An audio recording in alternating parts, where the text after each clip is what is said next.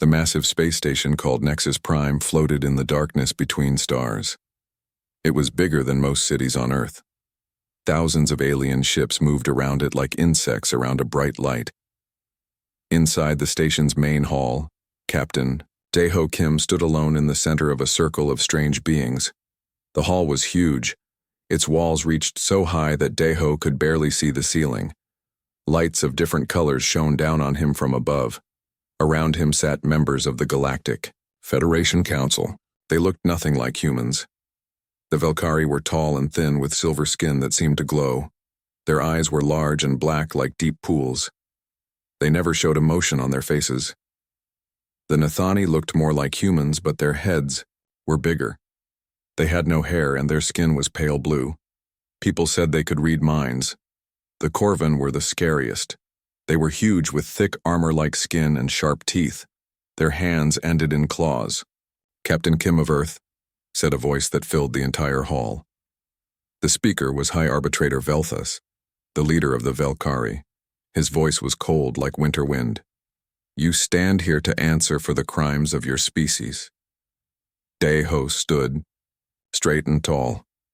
His blue Earth uniform was clean and pressed. The metal on his chest caught the light. He had fought in many battles to protect human colonies. Now he was here to defend all of humanity. "What crimes?" Daeho asked. His voice was steady and strong. Velthus touched something on his chair. The air in front of Daeho began to glow. Images appeared showing scenes from Earth's history. Wars, battles, cities burning, people fighting.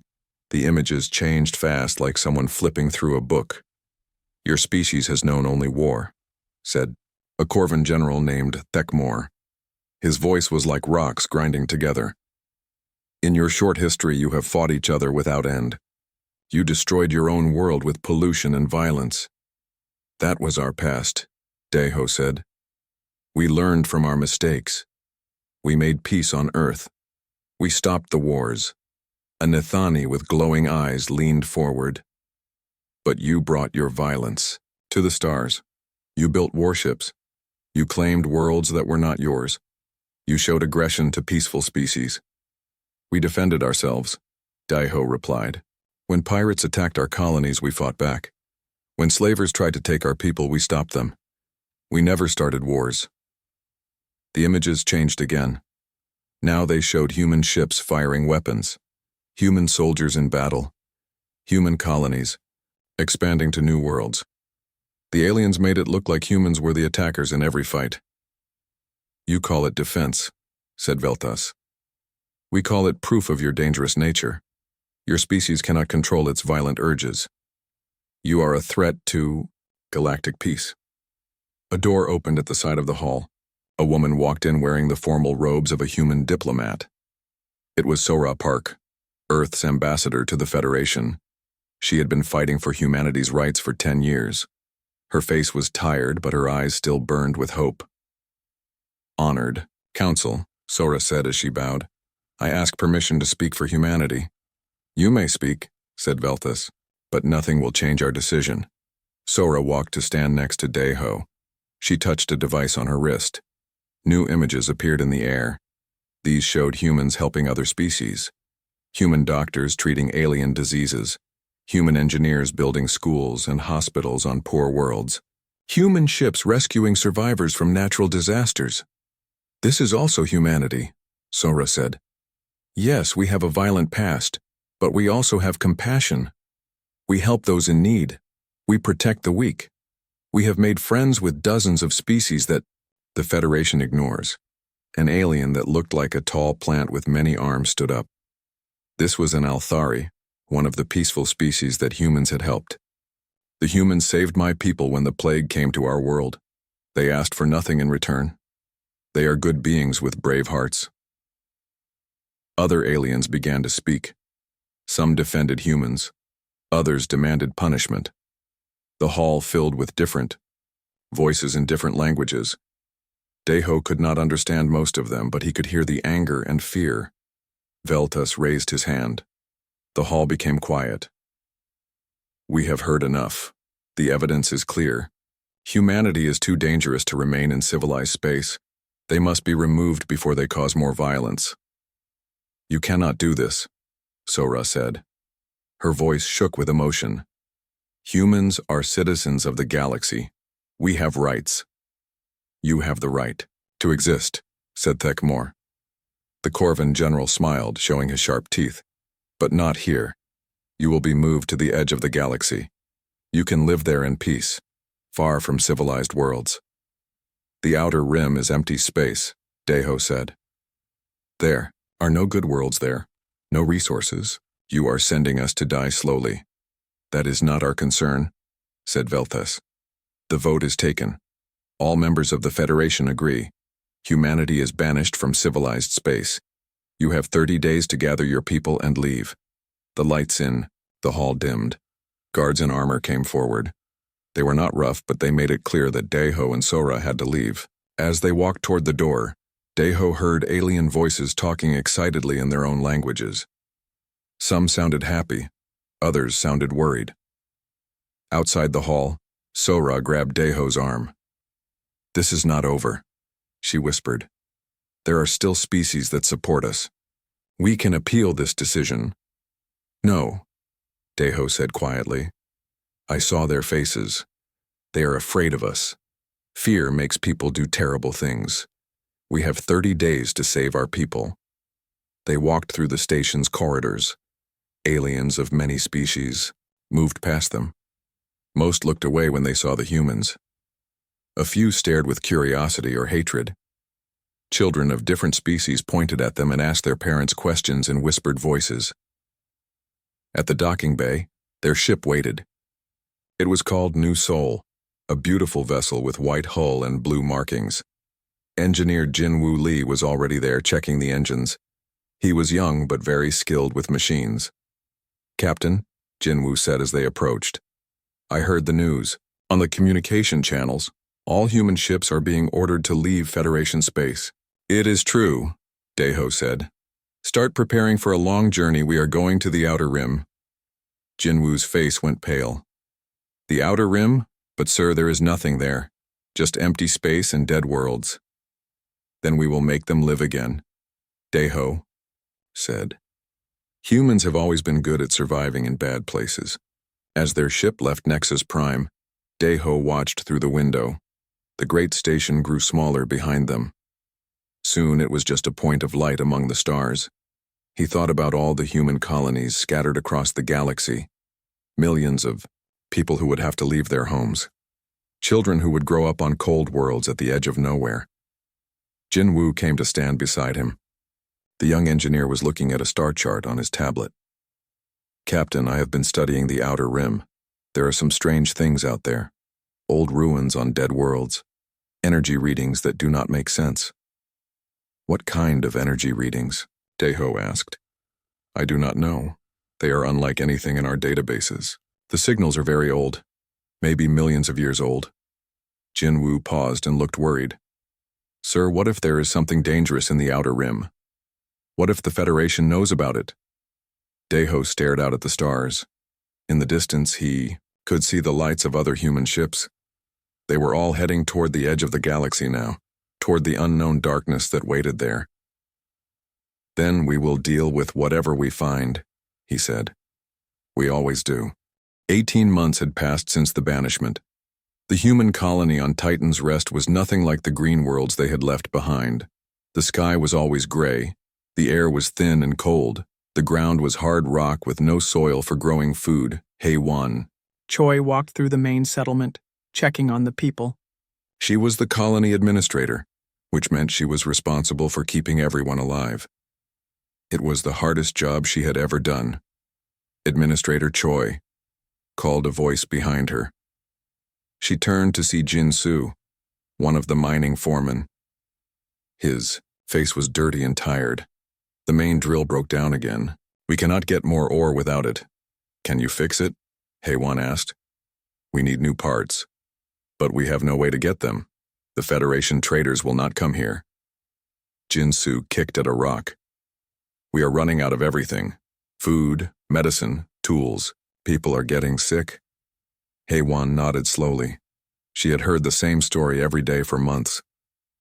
Do what you can. Maybe Engineer Lee can help when he returns from the research station. She continued walking through the settlement. Children played in the dusty streets, but they were too thin.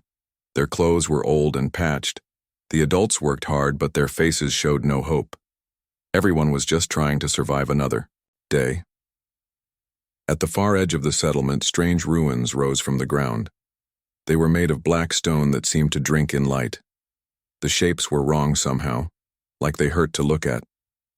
Dr. Mi-Young Kang spent most of her time there, studying the ancient structures. Hei-Wan found Mi-Young inside the largest ruin. The scientist was using special tools to scan the walls. Strange symbols covered every surface. They looked like writing, but not like any language humans knew. Any progress? Hei-Wan asked. Mi-Young looked up.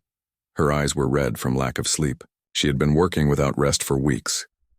These ruins are very old, much older than any known civilization, maybe 10 million years old. What were they for? I think they were warnings. Mi-Young pointed to the symbols on the wall. Taemin has been helping me translate some of the text. The same words keep appearing. Danger. Stay away. The Devourers. Come. Devourers? Hei-Wan felt cold despite the warm air in the ruin. We do not know what it means yet, but these ruins are everywhere in the outer rim. Every dead world has them, like someone was trying to warn everyone about something terrible. Taemin Yoon appeared from deeper in the ruin. He was a historian who specialized in ancient cultures. His hands were covered in dust from old stones. Administrator, you need to see this, he said. He led them to a wall covered with strange pictures. They showed stars and planets, but some of the pictures showed darkness spreading across the galaxy. In the darkness were shapes that looked like huge ships or creatures. This appears to be a star map, Taemin explained. But look here.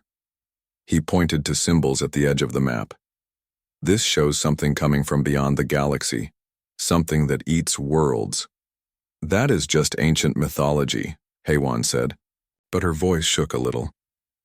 Maybe, said Mi-Young. But why build so many warning stations? Why use the same symbols on dozens of different worlds? Someone was very afraid of something. A communication device on Hei-Wan's belt began to beep. She answered it quickly. Administrator Choi here. Ma'am, this is the communication center, said a young voice. Captain Kim is trying to reach you from the fleet. It sounds urgent. Put him through. The device crackled with static. Then Daeho's voice came through, but it was hard to hear. Hei-Wan, losing scout ships in near the void. Something out there. Captain, I cannot hear you clearly. Please repeat. 3 scout ships, missing near Sector 7. Strange energy readings. Ye-Jin detected something big. The signal cut to static. Hei-Wan tried calling back but got no response. She looked at Mi-Young and Taemin. Their faces were pale. Sector 7 is at the very edge of explored space, Taemin said quietly. There should be nothing there. Just empty darkness. Maybe. The ships had engine problems, Hei-Wan said, but she did not believe it herself. They left the ruins and walked back toward the settlement. The gray sky seemed darker than usual. In the distance, they could see other human colonies on different asteroids and small moons. Lights twinkled like stars, showing where people were trying to build new lives. At the communication center, Ye-Jin Nam was working frantically at her equipment. She was the best communication officer in the human fleet. Her screens showed waves and numbers that meant nothing to most people. Any contact with the captain? Hei-Wan asked. I lost the signal 20 minutes ago, Ye-Jin said. But I'm picking up something else. Very faint signals coming from deep space, beyond where our ships patrol. What kind of signals? I have never seen anything like them. They are not electronic, more like biological signals, like a heartbeat, but huge, and there are many of them. Ye-Jin played the sound through her speakers. It was a deep, slow pulsing noise. It sounded alive somehow and hungry. The 3 women listened in silence. How many sources? Mi-Young asked. I cannot be sure. The signals are very weak, but I think hundreds, maybe thousands. Outside, the settlement's alarm began to ring. People ran from their homes and work places. They looked up at the sky with fear. High above, streaks of light were moving between the stars. But they were not meteors or ships from the human fleet. "Get me Captain Kim," Heywan ordered. "Emergency frequency." Yejin worked her controls. "Quickly." After several minutes, Daeho's voice came through clearly. "Heywan, thank the stars you can hear me. Captain, what is happening? We have first contact, but not the kind we wanted." His voice was tight with fear. "Ships are coming out of deep space. Huge ships. They do not respond to our signals. Through Siu, the settlement's telescopes, people could see lights moving in the darkness beyond the outer planets. The lights were not like anything humans had built. They pulsed and writhed like living things. Captain, the ruins here have warnings about something called devourers, Mi Young said into the communication device. There was silence for a long moment. Then Daeho spoke again, his voice very quiet. That might explain what we are seeing. These ships, they are not built, they are grown, like massive insects or deep-sea creatures. How many? Heywan asked. We can see at least 50 large vessels, but our sensors show more coming. Many more. They are heading toward the inner rim worlds. Are they hostile? We sent 3 scout ships to make peaceful contact. The alien vessels absorbed them. The ships and crews just disappeared into their hulls. No weapons fired, they just pulled our people inside. The lights in the sky grew brighter. Even without telescopes, everyone could see strange shapes moving between the stars. They looked like jellyfish or squids, but they were bigger than mountains. Their surfaces glowed with pale light that hurt to look at. All colonists to emergency shelters, Heywan announced over the settlement speakers. This is not a drill. Move quickly, but do not panic. Families ran toward the underground bunkers that had been built for asteroid storms. Children cried as their parents carried them. Old people moved as fast as they could with help from neighbors. Mi Young grabbed Heywan's arm. The warnings in the ruins. They say the devourers sleep at the edge of all things, but when they wake, they consume everything. Every living thing. Every world. Every star system. How do we stop them? Heywan asked. The warnings do not say. Maybe the ancient people never found a way. Yejin looked up from her equipment. I am getting reports from other human settlements. The alien ships are everywhere. They are moving fast, heading toward Federation space. Try to contact the Federation, Heywan ordered. Warn them what is coming. I have been trying. They will not accept our signals. We are still banished, remember? In the sky above, one of the alien ships had come close enough to see clearly. It was enormous, at least 50 kilometers long. Its surface was covered with what looked like organic armor. Tube-like structures pulsed with inner light. At one, and a huge mouth opened and closed slowly, showing rows of teeth like broken stars. My God, whispered Taemin. The ancient people were right. These things really do eat worlds. The creature ship began to descend toward one of the small asteroid colonies. People on the surface ran in all directions, but there was nowhere to go. The ship's mouth opened wider, and a terrible sucking sound filled space. Everything on the asteroid began to rise toward the mouth. People, buildings, vehicles, even pieces of the rock itself. They disappeared into the darkness inside the creature. Within minutes, the entire colony was gone. The asteroid was just bare rock floating in space. The alien ship pulsed with brighter light, as if it had grown stronger from feeding. Emergency transmission to all human settlements. Daeho's voice came over the radio. Evacuate immediately. Head for deep space. These things are not just hostile. They eat everything. They consume entire worlds. Heywan watched as more alien ships approached other human settlements. The creatures were methodical, taking one colony at a time, like farmers harvesting crops. How long before they reach the Federation worlds? She asked. Yejin checked her star charts. At their current speed, maybe 6 months. But the Federation military will try to stop them. Will they succeed? Mi Young was still studying the ancient warnings. According to this, the devourers have consumed entire galaxies. They sleep until they sense enough life to be worth waking up for. Then they eat everything before sleeping. Fleet Commander Subino watched in horror as the colony world of New Busan died before her eyes. The planet had been home to 2 million. Human refugees. Now it was being consumed by creatures that came from nightmares. The Vorthak bioships surrounded the planet like hungry wolves. They were not machines but living things the size of cities. Their surfaces pulsed with veins of sickly light. Tentacles hundreds of kilometers long reached down to the planet's surface. "Commander, we have to get closer," said her pilot, a young man named Junho. "There might be survivors." "No," Subin said firmly. "Look at what they are doing. Getting closer means death." Through the ship's telescope, they could see the terrible process. The Vorthak were not just destroying the planet, they were eating it. The creature's tentacles burrowed into the ground and began sucking up everything: soil, rocks, water, air, and all the people who lived there.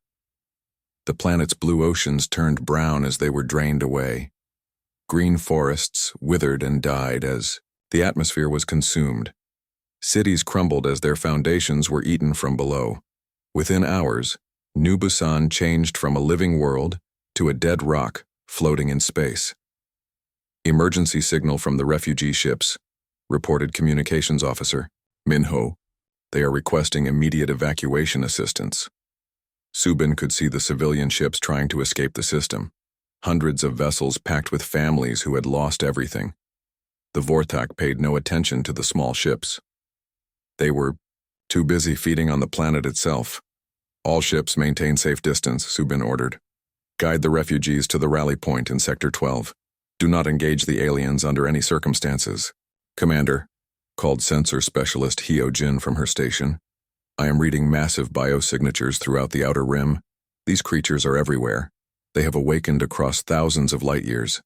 Subin studied the tactical display. Red dots marked Vorthak presence across the entire galactic rim. Each dot represented dozens of the massive bioships. They were spreading inward like a plague.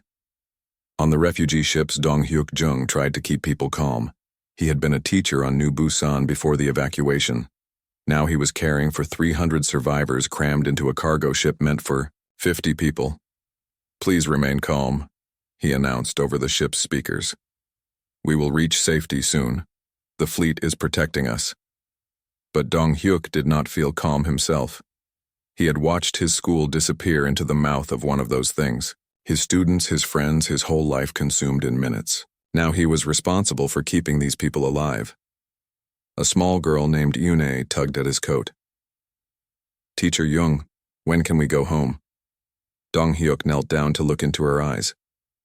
How could he explain that home no longer existed? That the whole planet was gone? "We will find a new home," he said gently.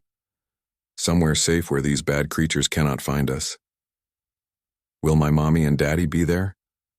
Dong-hyuk's throat closed up. He had seen the girl's parents pulled into one of the bioships during the evacuation. "I hope so, little one. I really hope so." Meanwhile, at a research station on the edge of human space, Dr. Mi-young Kang worked frantically to understand their enemy. She had collected data from the attack on New Busan and was comparing it to the ancient warning texts. "The Vorthak," she said to her assistant, a young scientist named Seok Jin. "That is what the old writings call them. The name means those who consume in the ancient language." "What else do the texts say?" Seok Jin asked. "They are not from our galaxy. They come from the dark space between galaxies where nothing lives. But they are drawn to life like moths to flame. When they find a galaxy with enough living creatures, they wake from their long sleep and begin feeding." Mi-young showed him pictures from the ancient ruins. The symbols showed the same pattern repeating across millions of years. The Vorthak would arrive, consume everything alive, then return to the dark and sleep until the galaxy recovered enough to wake them again. "How do they decide when there is enough life?" Seokjin asked. "The writings suggest they can sense large concentrations of living beings across vast distances. When the human colonies were scattered across the outer rim, it created a signal that reached them in their sleep. So this is our fault? It is everyone's fault, the Federation for banishing us for existing, the galaxy for being alive." Mi-young rubbed her tired eyes. "But blame will not save us now. We need to find their weakness." Scout Captain Kyung-ho Bae was trying to do exactly that. His small, fast ship had been studying Vorthak behavior for 3 weeks. He hit an asteroid, fields and behind dead moons watching how the creatures operated. They are learning, he reported to Fleet Command. Each time they consume a settlement, they adapt. I watched them attack a Corvan military base yesterday. The first bioship took heavy damage from the base's weapons, but the second ship had already grown armor that could resist the same attacks. Are you saying they evolve in real time? Asked Admiral Wanshik Lim. Not just evolve. They steal genetic information from everything they eat. I saw bioships that had incorporated Corvan weapon designs into their own bodies. They are becoming stronger with every victory. This was the most terrifying news yet. The Vorthak were not just powerful. They were getting more powerful every day. Kyung-ho continued his report. I also observed their reproduction process. When a bioship consumes enough organic matter, it splits into two ships. The Vorthak numbers are growing exponentially. How? Long before they reach the populated systems? Admiral Lim asked. At current expansion rate, they will reach the Federation core worlds in 4 months. But Admiral, they are not just moving toward the center. They are spreading in all directions. Soon they will surround the entire galaxy. At Federation headquarters on Nexus Prime, panic was beginning to set in. The first Corvan refugees had arrived with stories of planets being eaten alive. The Federation Council finally understood that the humans' warnings had been real. High Arbitrator Veltas stood before an emergency session of the Council. His usual calm was gone. The situation is worse than we imagined. The outer Corvan systems have been completely consumed. General Tekmor's battle fleet was destroyed without inflicting significant damage on the enemy. A Nithani representative spoke with a trembling voice. Our telepaths cannot read these creatures' minds. Their thoughts are like a screaming void. They think only of hunger and consumption. What do we know about them? Asked a Velkari scientist. They call themselves the Vorthak. They are ancient beyond measure. Our xenobiologists believe they have been dormant in the dark spaces between galaxies for millions of years. An Althari delegate raised a plant-like appendage. What woke them? Velthus was quiet for a long moment. According to human research shared by the banished colonies, our decision to scatter humanity across the outer rim created enough concentrated life to serve as a wake-up signal. The hall erupted in angry voices. Representatives shouted at each, other in dozens of languages. Some blamed the humans. Others blamed the Federation for the banishment. All of them were afraid. Silence, Velthus commanded. Blame is pointless now. We must focus on survival. Our military experts estimate we have perhaps 3 months before the Vorthak reach our core systems. Can we fight them? Asked a Corvan military advisor. The Corvan Empire had the strongest military in the galaxy.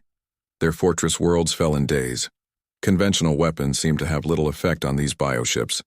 And worse, the creatures adapt to every attack, becoming immune to the same weapon twice. A young Velkari scientist named Yelandra stood up. She was Veltus's daughter and had opposed the human banishment from the beginning. Father, what about the humans' research? They have been studying these creatures longer than anyone.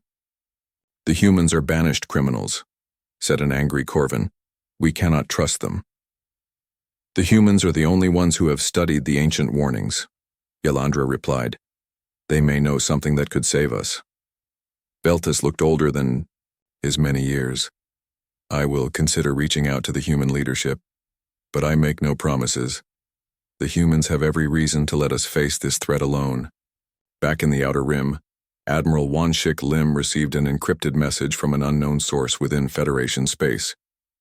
The message was simple. We need to talk. Lives depend on it. Y.A. Jinwoo Lee, now chief engineer of the human fleet, was working on something that might give them hope. In the months since the banishment, he had been reverse engineering technology from the ancient warning beacons. The old civilizations that built these warnings were incredibly advanced, he explained to Admiral Lim. Their technology was based on quantum resonance rather than conventional energy. I think I can adapt it into weapons. Will it work against the Vorthak? I do not know. But it is our only chance. Conventional weapons feed them energy they can absorb and adapt to. Quantum resonance might disrupt their biological systems in ways they cannot counter. As he spoke, alerts began sounding throughout the fleet. More Vorthak bioships had been detected moving toward the inner galaxy.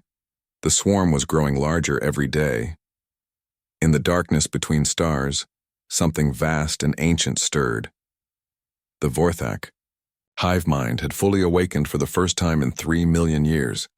It could sense every living world in the galaxy. All that. Admiral Wanshik Lim stood in the communication center of his flagship, watching as another message was sent into the darkness toward Federation space. It was the 15th warning he had transmitted in the past month. Like all the others, it would probably be ignored. Any response from the Federation Council? He asked Communications Officer Yejin Nam. Nothing, sir. Our signals are being blocked at the border. The Federation considers us criminals. They will not listen to criminal warnings. Wanshik stared at the tactical display showing Vorthak movements. The bioships had consumed 3 more systems in the past week. Soon they would reach the first Federation border worlds. Keep trying, he ordered. Send the message on every frequency. Someone has to listen. The message was simple but desperate. Ancient enemy has awakened in Outer Rim. Vorthak bioships consume all life. Heading toward core worlds, Federation in extreme danger, requires immediate military response, but the Federation had made their choice. Humanity was banished. Human warnings were lies meant to trick their way back into civilized space. On the capital world of Velcora Prime, Ambassador Sora Park waited in a detention cell. She had been arrested for trying to enter Federation space without permission. Her diplomatic immunity had been revoked when humanity was banished. The cell was small and gray. A single window looked out at the beautiful city beyond. She could see aliens of many species walking the streets in peace. They had no idea what was coming for them. The cell door opened. A Velkari guard gestured for her to come out. The council will see you now. This is highly irregular. Sora was escorted to a small hearing room, not the great hall where she had once addressed the full council. Only 3 members were present. Veltas and 2 other high-ranking officials. Ambassador Park, Veltas said coldly. You were ordered never to return to Federation space. Your presence here is a crime. Honored arbitrator, I bring urgent warnings about a threat to all galactic life, Sora replied formally. The ancient enemy has awakened in the Outer Rim. She activated a small device that projected holographic images. The holograms showed Dr. Mi-Young Kang's research on the ruins, sensor readings from Vorthak ships, and the terrible footage of New Busan being consumed. This is fabricated evidence, said one of the other council members, a Nathani named Psidar. Humans are clever with their deceptions. Sir, these readings come from multiple independent sources. The threat is real and immediate. In 2 months, maybe less, the first border worlds will be attacked. Velta studied the holographic data. His daughter Yalandra had shown him similar information in private. The evidence was troubling, but accepting it would mean admitting the Federation had made a terrible mistake. Even if this threat exists, he said slowly, what would you have us do? The Outer Rim is beyond our borders. It is not our responsibility. The creatures are not staying in the Outer Rim. They are moving toward the core worlds. Every living planet in the galaxy is in danger. Cedar leaned forward. You ask us to believe that an ancient enemy has awakened just as humanity is banished? How convenient for your species. Sora felt anger rising in her chest but kept her voice calm. Honored council members, the timing is not convenient, it is tragic. The human colonies scattered across the rim created a large enough life signature to wake these creatures from their million-year sleep. So you admit human expansion caused this problem? I admit human presence may have triggered their awakening, but blame is irrelevant now. We must work together to stop them. The 3 council members spoke quietly among themselves in their own language. Sora could not understand the words, but their tone was dismissive. The Federation cannot be seen cooperating with banished criminals, Veltas finally announced. You will be escorted back to the border immediately. If you return again, you will be imprisoned permanently. As guards led Sora away, she made one last desperate plea. When your border worlds start disappearing, remember this conversation. Remember that humanity tried to warn you, but her words fell on deaf ears. On the border world of Corvin Military Outpost Ironhold Station, War Commander Shankar was preparing his defenses. The station was built inside a large asteroid and armed with the most powerful weapons in the Corvin Empire. Status report. He growled to his second-in-command. All weapon systems operational, sir. Shields at full power. Our sensors can detect any enemy approach from 3 light-years away. Shankar nodded. The Corvin were the greatest warriors in the galaxy. Their military had never lost a major battle. If anything was coming from the outer rim, they would destroy it. Sir, we are receiving strange reports from our deep space patrol ships, the communications officer reported. Several scout vessels have gone missing near the rim border. Probably engine failures, Shankar said. The rim is a dangerous place for ships. But deep inside, he felt uneasy. The Corvin Empire had been receiving strange signals for weeks. Energy readings unlike anything in their databases. And there were disturbing reports from rim traders about entire settlements simply vanishing. At Human Fleet Headquarters, Intelligence Officer Bora Shin was monitoring all Federation communications. The humans had broken the Federation's encryption codes years ago, but kept this secret for diplomatic reasons. Now that diplomacy had failed, the intelligence was invaluable. Admiral, I am intercepting increased military chatter from Corvin High Command, she reported to Wan Shik Lim. They are deploying additional forces to their border systems. Do they know about the Vorthak? I do not think so. The messages talk about unknown threats and unusual sensor readings. They seem to be preparing for conventional warfare. Wanshik shook his head sadly. Conventional weapons are useless against bioships that can adapt to any attack. The Corvin are walking into slaughter. Should we try to warn them directly? They would never believe us. The Corvin trust their own strength above all else. 3 days later, Bora's monitoring equipment detected something that made her blood run cold. All communications from Ironhold Station had stopped. The last transmission was a brief message. Under attack by unknown bioships, weapons ineffective, station being consumed, send help immediately. Then silence. Wanshik ordered a human scout ship to investigate. What they found was horrifying. The entire asteroid where Ironhold Station had been built was gone. In its place was empty space and a few metal fragments floating in the darkness. How is this possible? Asked the scout ship captain over the radio. The station was built inside solid rock 3 kilometers thick. The Vorthak do not just destroy, Wanshik replied grimly. They consume. Every atom of organic matter, every molecule that once lived. The rock itself had fossilized microorganisms from billions of years ago. They ate it all. More reports came in over the following days. Corvin border worlds were going silent one by one. Each time the pattern was the same.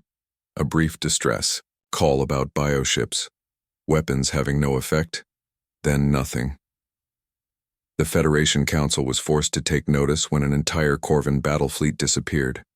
200 of their most advanced warships, including the flagship of Admiral Thekmore himself. The last message from the fleet was recorded by long-range sensors. This is Admiral Thekmore to Federation Command. We are under attack by living ships the size of moons. Our weapons pass through them or are absorbed harmlessly. They are pulling our vessels apart with organic tendrils. The enemy adapts to every attack within minutes. This is not a battle, it is a harvest. Tell the core worlds to prepare defenses immediately. Tell them the transmission ended in static. At her research station, Dr. Mi Young Kang had made a terrible discovery. By studying the pattern of Vorthak attacks, she had figured out their ultimate destination. They are not moving randomly, she explained to Admiral Wanshik over a secure channel. The bioships are following a specific path toward the galactic center, toward the highest concentration of life in the galaxy. The Federation core worlds, Wanshik realized. Yes, but not just to attack them. According to the ancient texts, the Vorthak have a centralized intelligence, a hive mind that coordinates all their actions. Where is this hive mind located? It travels with the main swarm. a massive bioconstruct that serves as both brain and nursery for the entire species. If we could destroy it, the rest would lose coordination? More than that. The ancient writings suggest they would turn on each other. Without the hive mind to control them, the bioships become simple predators that will attack anything, including each other. This was the first hope they had found. But the hive mind would be protected by thousands of bioships. Getting close, enough to attack it, would require a fleet larger than anything humanity possessed.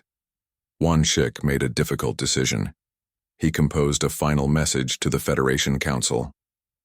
To the Galactic Federation leadership.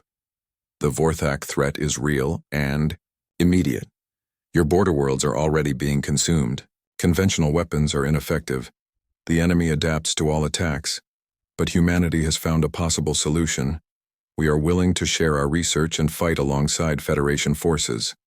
We ask only that you listen to our warnings before it is too late. The ancient enemy shows no mercy to any species. We must unite or we will all die separately. The message was sent on every frequency, repeated continuously. Within hours, Bora Shin intercepted the Federation's response. It came from High Arbitrator Velthas himself. War Commander Shankar's ship limped through space toward the human fleet. It was the last survivor of the great Corvan Empire's border defense force. The once proud warrior's armor was cracked and burned. His left arm hung useless at his side. Human vessels. This is War Commander Shankar requesting immediate assistance. He spoke into his communication system. The words came hard. Corvan warriors never asked for help from anyone, especially not from banished humans. Admiral Wan Shik Lim appeared on the screen. War Commander, we grant you safe passage. Your ship appears damaged. My entire fleet is gone, Shankar said quietly. 43 ships, 7,000 warriors, consumed by those things in less than 6 hours. Come aboard our medical ship. We will treat your wounded. Shankar was quiet for a moment. You would help your enemies? You are not our enemy anymore. The Vorthak are everyone's enemy now. An hour later, Shankar sat in the medical bay while human doctors worked on his injuries. Dr. Sarah Kim cleaned the wounds on his arm carefully. Her touch was gentle, nothing like what he expected from the violent humans. Your species fought bravely, she said as she worked. The sensor data shows your ships kept fighting even when they were being pulled apart. Fat lot of good it did. Our weapons passed right through those bioships like they were made of smoke. But when they grabbed us with those tentacles, Shankar shuddered. I watched the flagship get swallowed whole. Admiral Theckamore was still firing weapons when his ship disappeared into that thing's mouth. Fleet Admiral Dae-ho Kim entered the medical bay. He had been promoted when Wan Shik took overall command of human forces. War Commander, we need to know everything about their attack patterns. Why? Planning to run away? Planning to fight back? Shankar looked at the human admiral with new respect. With what? You have maybe 200 ships. The Vorthak swarm has thousands. We have something the Federation military lacks. We have studied the ancient warnings. We know their weakness. Meanwhile, on a secret research station hidden in an asteroid field, an unlikely group of scientists worked together. Dr. Mi Young Kang led a team that included Velkari Science Director Yel Andra, Nathani Mindspeaker Athalana, and several Corvan military engineers. The quantum resonance theory is sound, Yolandra said as she studied the human research. But building weapons based on this principle will require resources we do not have. My people can provide rare metals, said Athalana. Her telepathic abilities made her especially valuable for coordinating the research. The Nathani mining colonies are still intact. Chief Engineer Jin Woo Lee looked up from his workstation. We also need a delivery system. The resonance weapons must be placed inside the target to be effective. Suicide mission, one of the Corvan engineers said bluntly. Someone has to fly right into those bioships. That is where I come in, said strategic planner Min Seo Yu. She had arrived from the human fleet with detailed attack plans. We have identified the Vorthak hive mind's location. It travels at the center of their main swarm, protected by hundreds of bioships. She activated a holographic display showing the enemy formation. At the center was something enormous, easily 10 times larger than the biggest bioships. It pulsed with sickly light and was covered with organic structures that looked like both buildings and body parts. This is their central intelligence. Destroy it and the rest of the swarm loses coordination. How do we get close enough? Asked Yelandra. We create a diversion, draw away as many bioships as possible. Then a small strike force penetrates, the remaining defenses. Athalana touched her temples as her telepathic senses picked up something. The human plan requires enormous sacrifice. Many will die. Many are already dying, Minseo replied. Every day we wait, the swarm grows stronger. Back on the human flagship, Admiral Wanshik faced the hardest decision of his career. Intelligence reports showed the Vorthak were only days away from reaching the Federation core worlds. Velcora Prime itself was threatened. A communication came through from High Arbitrator Velthas. The old alien looked exhausted and desperate. Admiral Lim, the Federation Council has voted. We formally request human assistance against the Vorthak threat. What are you offering in return? Wanshik asked. Full restoration of human Federation citizenship, access to all our resources, an apology for the wrongful banishment. Wanshik was quiet for a long moment. Part of him wanted to refuse to let the Federation face the consequences of their prejudice, but that would mean the death of trillions of innocent beings. We accept your alliance, but we will command the military operation. Our people have studied these creatures longer than anyone. Agreed. What do you need? Every ship you can spare, and volunteers for a mission that none of them will survive. The combined fleet assembled in the Alpheus system, humanity's hidden base. It was the largest gathering of different species in galactic history. Human ships flew alongside Velkari cruisers, Corvan battleships, and Nathani scout vessels. Captain Dae-ho Kim stood on the bridge of the flagship New Seoul, looking out at the mixed fleet. Weapons specialist Il-sung Park worked at his station, making final adjustments to the quantum resonance weapons. Sir, the volunteer strike team is ready, reported communications officer Yejin Nam. Dae-ho nodded. 12 volunteers had stepped forward for the suicide mission. Most were human, but the group also included 2 Corvan warriors, a Velkari scientist, and a Nathani telepath. They would pilot modified assault ships carrying the resonance bombs directly into the hive mind. Strike team leader Sang-min. Lee checked his equipment one final time. He was a veteran pilot who had fought in humanity's early space battles. His team included pilot Hee-jin Kwan, demolitions expert Woo-jin Chang, and navigator Soo-jin Oh. Everyone ready? He asked over the team's communication channel. Ready to make those things pay for what they did to our worlds, Hee-jin replied. For the billions already lost, added Woo-jin. For everyone still alive, finished Soo-jin. The plan was complex but desperate. The main fleet would engage the Vorthak swarm in direct battle, using themselves as bait to draw the bioships away from the hive mind. While the enemy was distracted, the strike team would penetrate to the center and deliver their quantum bombs. All ships, this is Admiral Kim, Dae-ho announced to the fleet. Today we face an enemy that has devoured galaxies. They believe we are just another meal. They are wrong. On the bridge of her Velkari ship, Science Director Yelandra monitored the quantum weapon systems. Human vessels, the resonance field is stable. The weapons are ready. War Commander Shankar's voice came over the Corvan battle frequency. All, warriors of the Rim Alliance, today we fight not as separate species but as one people. Today we show these devourers what happens when the galaxy unites. Mind Speaker Athalana sent a telepathic message to all psychically sensitive crew members. I can feel the hive mind's presence. It is ancient, hungry, and completely alien. But it can be hurt. It can be killed. The Vorthak swarm appeared at the edge of sensor range. Thousands of bioships moving in perfect formation, with the massive hive mind at their center. The sight would have broken the spirit of any previous galactic military force, but this fleet was different. It carried the hopes of every species in the galaxy, and it was led by the humans who had been cast out and forgotten. All ships, prepare for engagement, Admiral Kim ordered. Strike team, begin your approach. The rest of us will buy you as much time as possible. The bioships detected the Allied fleet and began changing course to intercept. Their organic hulls pulsed with increasing brightness as they prepared for battle. "This is it," Sang-Min Lee said to his strike team.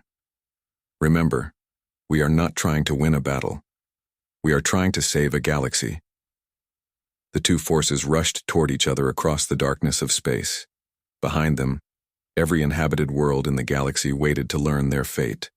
The battle began in the asteroid fields of the Alpheus system. Thousands of bioships clashed with the combined fleet in the largest space battle in galactic history. The darkness between worlds lit up with weapons fire and explosions. Admiral Daeho Kim stood on the bridge of New Seoul, watching as his ships fought against impossible odds. The Vorthak bioships were enormous, some larger than cities. Their organic hulls absorbed energy weapons and healed damage almost instantly. "Concentrate fire on the smaller bioships," he ordered. "Draw them away from the hive mind." Wing Commander Yoon-ji-ro led her fighter squadrons in desperate attacks against the alien creatures. Her small ships darted between massive tentacles, firing quantum resonance torpedoes that actually seemed to hurt the enemy. "Direct hit on bioship Alpha 7, she reported. "The resonance weapons are working. The creatures cannot adapt to quantum frequencies. But for every bioship they damaged, 10 more pressed forward." The Alliance fleet was being slowly overwhelmed. Captain Young-Soo Kim's destroyer Incheon was caught by massive tentacles that erupted from a bioship's hull. The organic cables wrapped around his vessel and began pulling it toward a gaping mouth filled with grinding teeth. "All crew to escape pods," Young-Soo ordered. But there was no time. The bioship was reeling them in too fast. "Captain Kim to Fleet Command. My ship is lost. Beginning Emergency Protocol 7. He set the ship's reactor to overload and rammed it directly into the bioship's mouth. The explosion tore through the creature's digestive chamber, killing it from the inside. Young-Soo and his crew died, saving dozens of other ships. While the main battle raged, Strike Team leader Sang-Min Lee guided his small force toward the center of the enemy formation. The hive mind loomed ahead like a nightmare made real. It was over 100 kilometers across, covered with pulsing organs and strange structures.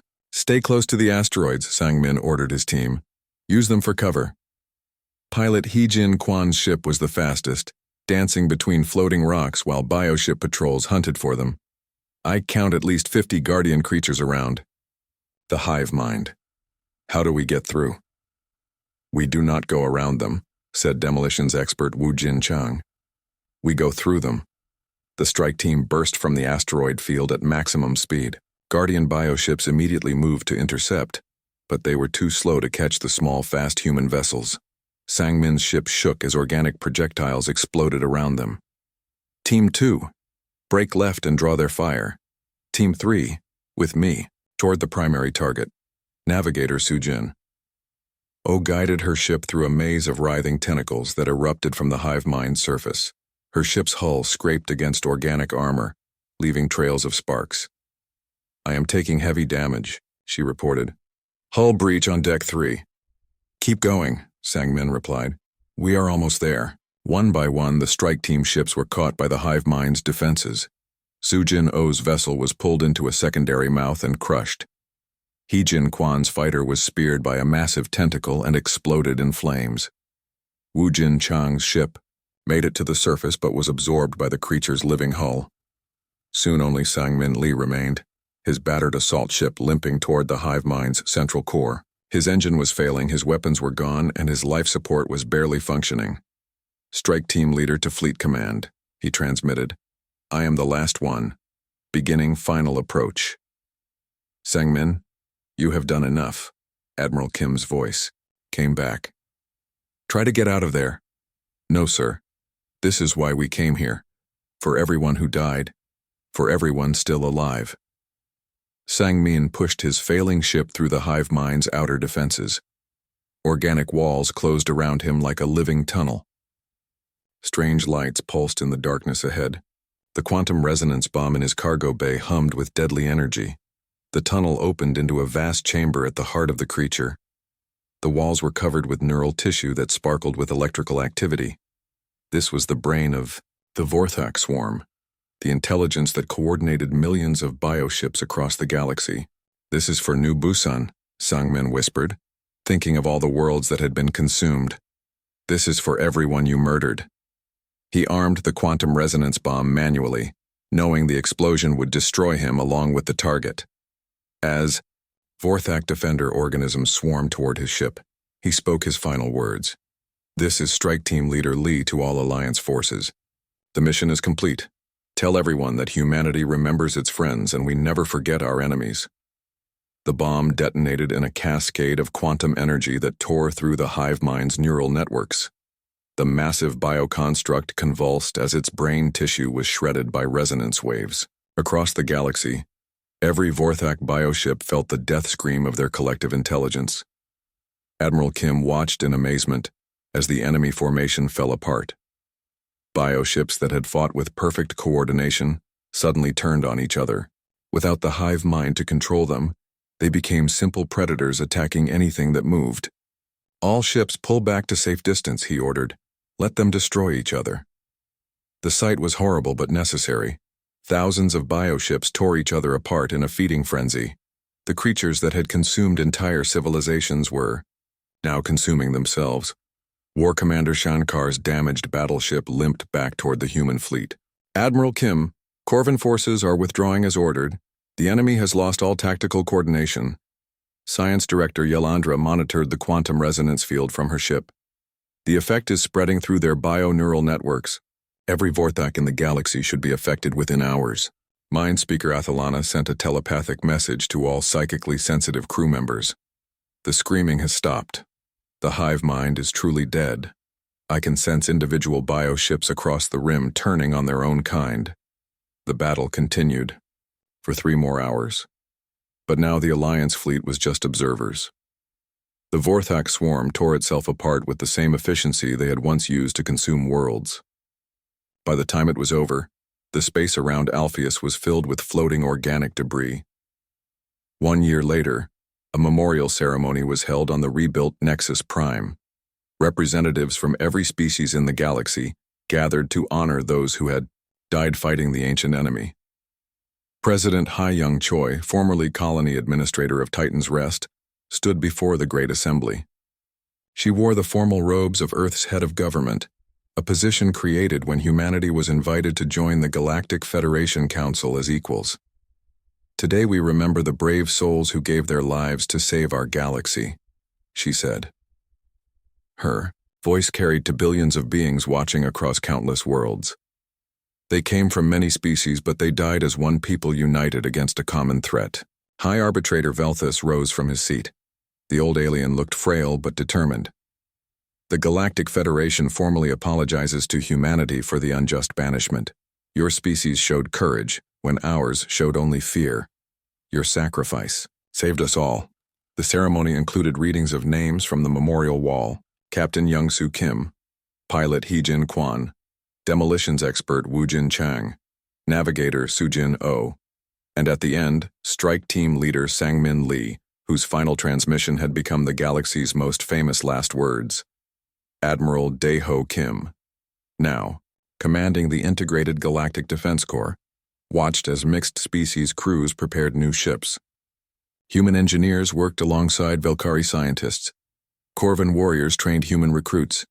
Nithani telepaths coordinated with human communications officers. "Sir, the early warning stations are ready for deployment," reported his aide, Captain Junho Song. The young officer commanded one of the new mixed-species crews. "Good. Deploy them at the edge of every galaxy within our sensor range. We will never again be caught unprepared." Dr. Mi-Young Kang continued her research at a new facility on Nexus Prime. Her team studied the remains of the Vorthak bioships, learning everything they could about the ancient enemy. "The quantum resonance principle is being adapted for peaceful uses," she reported to the Science Council. "We can use it to heal damaged ecosystems on worlds the Vorthak partially consumed." "What about the threat of other ancient enemies?" asked a Velkari researcher. "We are mapping every dark space between galaxies. If there are other sleeping horrors out there, we will find them before they find us." The galaxy had learned its lesson. Prejudice and fear had nearly doomed them all. Only by working together had they survived. The new Galactic Defense Corps included representatives from every known species, with humans holding key leadership positions. In the Outer Rim, where the nightmare had begun, new settlements were being built. The memorial gardens on New Busan II displayed the names of everyone who had died in the original colony. Children of many species played together in the shadow of monuments to the fallen. Dong-hyuk Jung, now a school principal again, watched, his mixed-species students learning about galactic history. Humans, Velkari, Corvin, and Nathani children studied side by side. Teacher Jung asked a young Corvin student named Thokvar, "Why did the bad aliens want to eat everyone?" "Because they were hungry and had forgotten how to be anything else," Dong-hyuk replied. "But we will never forget. We will stay vigilant so that nothing like the Vorthak can ever threaten the galaxy again." "And if something bad does come?" Dong-hyuk smiled. "Then we will face it together just like we did before."